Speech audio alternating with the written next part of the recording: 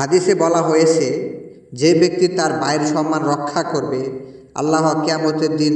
গতকাল শুনলাম ক্লাসে আদিল মোবাইল চুরি করেছে।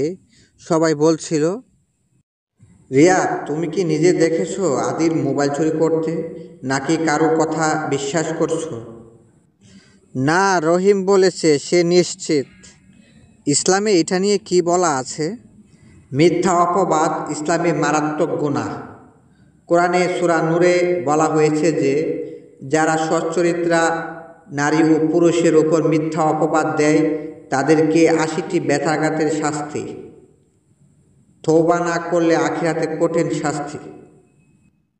কিন্তু আমি তো শুধু শুনে বলেছি।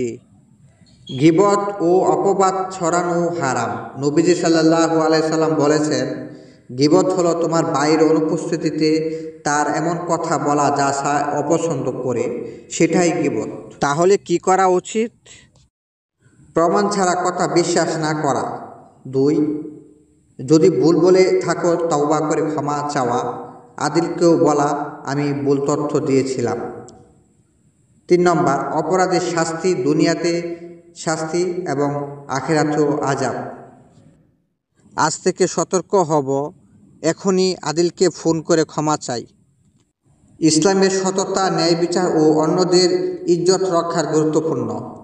মিথ্যা অপবাদে সমাজে বিশৃঙ্খলা সৃষ্টি করে এবং এর জন্য কঠিন জবাবদিহি আছে। হাদিসে বলা হয়েছে, যে ব্যক্তি তার ভাইয়ের সম্মান রক্ষা করবে, আল্লাহ কিয়ামতের দিন তার চেহারা থেকে আগুন ঠেকিয়ে দেবেন। তিরমিজি শরীফ।